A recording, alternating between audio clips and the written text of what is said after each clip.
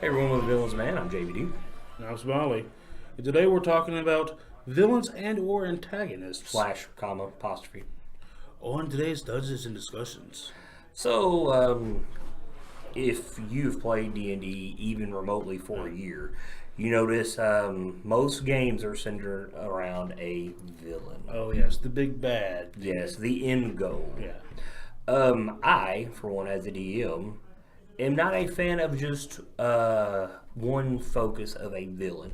Like this, I like to incorporate many villains in my game, even villains for games I might run in the future. Oh yes. So, what we're going to talk about today is not the fact that how to have a villain game; it's how to draw your players, I should say, into the villain. How to make the villain get under their skin.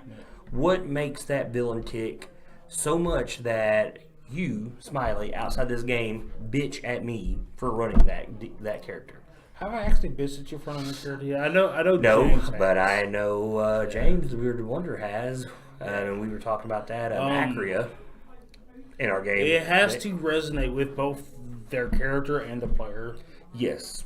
And a lot of this, which we've done a video on, is background, which I would have not ever created. And actually, James created her. Yeah. I just took the ball and ran with it. Yeah. And to me, that's where most great villains come from. Your character's background.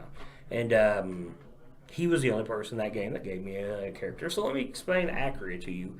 If you have not watched our game, The Ancient War Reborn, there's 149 episodes there on YouTube. Oh, yes. Please watch it. And she is not really big in towards, I would say, maybe the last third of the game, yeah. And but the thing was, Towards death. Yes, I always set up a presence for her. And this is the thing. A lot of people think when you have a villain, it's you always meet. It's always they're fighting their minions, and you're building up to it. There's more ways to build up a villain than just combat. Well, see, would you call that a villain though, or an antagonist? If it's not, Well, if as she's working with. Acria is for this game is an antagonist. Yeah. When I laid the offer down to him, he took the offer. You guys took the offer. Yeah. So in that moment, you made her an antagonist and not a villain. But to James, she was a villain. And will always be a villain. Yes, To the point that he betrayed all of us Yes. because of her. Yes, and to the point, I guess, now that we've brought this up, I guess being a villain or an antagonist is kind of in the eyes of the player. It is, absolutely. And then that right there proves it because Because with Riker, she was an ally. yeah, and him and man, I feel dumb for now. I can't even think of James' character's name. Vesper.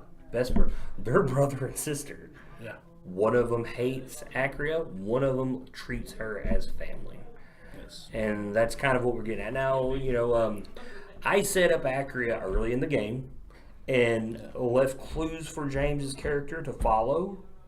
So when the big reveal came, which when it hit him like a ton of bricks. Not just in game, but out of game. And to me, that is what makes a good villain, a good antagonist, where you affect your players outside of the game, because then that makes them want to play more. Oh yeah. And the thing is, like, he met Jason, who he knew worked for her, wasn't sure who he was, and for all he knew, could have been her, and then he even slept with him, which made the plot thicken even more. Didn't he not know that he worked for her when he slept? No, he never knew at all. Yeah. Which, when he revealed himself at the meeting, I remember that James was just dead set on killing that character. the entire yes, time. he so was. And I made it my goal to keep that from happening because I enjoyed Yeah, that because when you dynamic. played Roger, yeah. So what we're getting at is, build your villain up, your antagonist up, not through just combat, but from subtle things that when it hits, when that villain shows, when there's that fight, if it happens, it's more to it than just a fight. It's more to it than just winning. Make your player feel it. But yeah, when he met Acria, which I'm going to guess that's around episode 100, when the whole deal happened, completely turned his character upside down. And it comes to the point where you guys are forced to make a tough decision. You took the allegiance, and by doing that, you were giving her as an antagonist a foothold into what was building. She became allied with good people, and she can play both sides of the field, which caused really James' character to make dumb decisions and side with a evil dragon. Yeah. So if you can tell right now, the look on his face, he's like, "Damn, yeah, you're right." I just said the same thing. Yeah, I mean, so when you push your villain or antagonist, push for that thing, that emotional, psychological response. You also have to be wary though, because if you don't want to push so far that the player's not having fun with it anymore. No, but that's the thing though. I think he was, because outside the game, he was telling me so much. He's like, "Oh my god, I did not expect that." And even towards the end, when I took it a step further, and the person that trained him worked for her the entire time, just to twist that dagger a little bit more. Yeah. Really. You did it in a very intriguing way. Yes, and it was to the point where you would send me a message. I am so paranoid on this caravan because you knew, and the thing was, the Zentarum was there too, and none of you guys ever figured that out. Well, one of us did. So She did. yeah, so it was a lot of fun. Yeah. Now, is there any type of villains you ever had that have really got on your players' nerves? Oh God. It depends on player perspective. No, that to me, You consider Bubido and Seraph both villains to your character. I don't know if I would consider them villains. Right now, Bubido is an antagonist for sure. Yeah, and that was always like my plan for Bubido was to let things happen and set things up to where you would eventually need him. Yes, and that's the thing, because I've explained to you that I don't trust him. No, and that trust turned out to be very found. Yes, and now when you laid out what you did today, I don't know. I specifically said that for you. Yeah, then I was like, this son of a bitch. And and I did not like that at all. And now I want to kill him even more. The next reveal is going to be the fact that he held you as a baby. Oh, probably. Yeah, he probably was there when I was branded, that bastard. But what do you think he is, though? Well, after which I filled my role when I asked him about Jim Jar.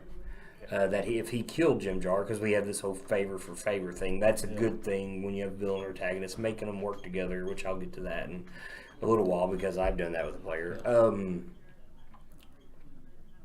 That's when I kind of realized there has to be something more to him. Because I agree to the favor for favor thing and the blood soaked into the wood. And to me, Bubido was not... I did not believe Bubido to be capable of something like that. The chain just suspending from almost nowhere. Very Hellraiser-like. I will give you a caveat. You only checked that room that one time. Yes, I know. Yeah. Well, I have plans to go back after today. But, I wasn't... I believed he wasn't a Darrow. And then recently has really... made me think that I was right. Yeah. Now, seeing that he's known Notch's real name. Yes. He has called him father, your father. So yeah, that right there, he has to be some devil. He has to be. I would think so. Or for all I know, he could be an agent of one of these demon lords, and he's just screwing with me. Yeah. I don't know. Good to tell you. Yeah. But you did a really good job of really making me, and I would think everybody, think about this, because we're pretty sure Jim Jar was killing the were-rats. Evan was still friends with him. Yeah. And I think there was a part there that Evan did not want to believe that because he had such a bond with Jim Jar. Actually, it started off where he wanted Jim Jar to be the killer. Yeah. Because everybody was saying it was Bubido. Mm-hmm. And then, as times went on, it switched over. Yeah.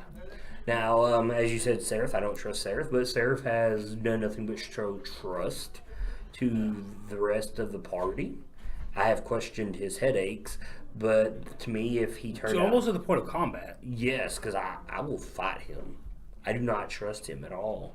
And to me, he's not even a villain or an antagonist in the game at all. It's just that you've built him up so much. These headaches, I don't trust him because I've realized, things have happened throughout the game with people being affected mentally, and I just don't trust that. I would say it's gone into routes that people has not noticed. Yes. And that's like across the board. And where a lot of times, one of the things I'm towards for doing with villains in general is keeping them with you. Yes. Like example with Bupido. Mm-hmm. He's been nothing but helpful throughout the entire game. You were suspicious of him. Yeah, he's disappeared in the most opportune times, and he has appeared at the most opportune times. Yes. So, and that's what I was about to get to. It's keeping your villain around and having them show up at the right time. Yeah. And John, you're probably going to be mad just watching this when I talk about this. Created this villain named Kirsch one time. And he was just kind of, he ran a thieves guild. Yeah. And in my game, he was not supposed to be nothing at all. And this goes back to how do your players see it? Do they see this guy as a villain, as an antagonist? And John hated this guy. And for the life of me, I can't tell you why, but his character was hated, and he was so fixated on this guy so much that they were supposed to just kill him and move on, and I changed it. Because he kept dragging everybody else with him, which causes problems. Well, Kirsch was to the point where they were in a town. I can't think of the town in Pathfinder off the top of my head. It was in Chilaxia. But he would show up and conversate with them in the middle of a busy street because he knew how the Hell Knights in the area, the guards of the city, which are where Hell Knights around, were so lawful that anytime a fight would break out, they would immediately put an end to it, either by you'd be in shackles or death. Also, I had a player that his dad was a higher-ranking official within the guards of the city, so that made it even more on the players when he would show up because they would want to fight him so bad, and he knew it, and he knew they wouldn't get lay a hand on him, so he would just show up to talk to him, just to agitate them in the city, and you're like, just from John's character, like, well, how's your day going? And just smile. It's a lovely day for a walk. Let me buy you lunch. Because John knew that this guy ran this thieves guild. And to everybody else, he just owned a tavern down on the docks. That was it. And it comes to the point where I forced them to team up with him, which I think is the greatest thing you can do with a villain. The enemy of my enemy is my friend. And there was these hellhounds loose in the town that were murdering people. Being a businessman, Kirsch needed to know they needed to be put down. He needed people that were effective at putting down monsters and beasts. Who else to do it besides, the PCs? Because they had already proved it to him. And he actually went and fought with them and was like, hey, look, I'm going to call for peace. I need your help. And for one, the other guys were like, okay, yeah, we'll help you. And John was like, no, because he knew that in the end, he needed to be put down. So, to me, that is the best thing you can do. Make people team up with your villains, with your antagonists, just to push issue, much like with Acria. And the thing was, we never ever fought Acria. Yeah. And it really got under James's skin. And even with a fight, lead them on to that fight, tease them. When they actually got to the point where they could fight Kirsch, because Kirsch wanted to meet with them and wanted to, let's put an end to it. So they met him up in this old abandoned building, like on the 3rd floor, right? Miraculously, John, when he got initiative, ran right through Kirsch. He was playing a monk, and Kirsch even knew that he would do so. So he made sure none of the guys attacked John. They parted, let John come through.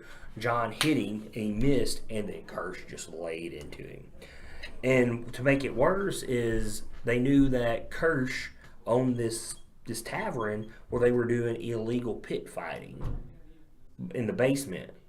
John even tried to fight him there. That's what really even hurt his feelings, because Kirsch was like, all right, I'll get down there and fight you, and Kirsch whooped him. And that's what really set a lot of this off. So, I really antagonized my party with this villain before they even fought him. And when that final fight came, it made the victory to them so much sweeter. So, don't just build up in small ways. Like I said, it's psychological effect on your players. Yeah. Like, make them, when you talk outside the game, make sure that you can tell that they hate that character. Or love that character. Well, yeah, but I mean, if it's loved like, the if fact it's like that a secret villain. Yes. Yeah, he loved the fact that it got under his skin so much because that means he was invested. So don't like, and to me, like when I ran the Ancient War board, Tiamat, even though that was the end game, it wasn't ever about her. No, it was not at all. It was about developing hatreds and building this world through what you guys were doing. I mean, think about it. Even when you met Duke Zalto, you knew he was a bad guy. Yeah. But he gave you no reason. Did we though? Yeah. Did we though? I already told you that my whole intent was I wanted to make a Yeah. peaceful, good, giant nation. And that's kind of what happened. But you got like Vesper and Luda, who was like, we're just waiting for the day that he turns on us, because now he's part of the Lord's Alliance. So is Acria, and then he also has a whole army of giant kind. I sincerely hope that the giant nation that we've built for him stays like as a peaceful force, or actually enforcing peace up north in the north. That would just be an ultimate for me. I have plans. Yeah, I know. Let's just hope that you guys get to him. With that, I'm JVD. I'm Smiley. Keep the dice rolling, guys.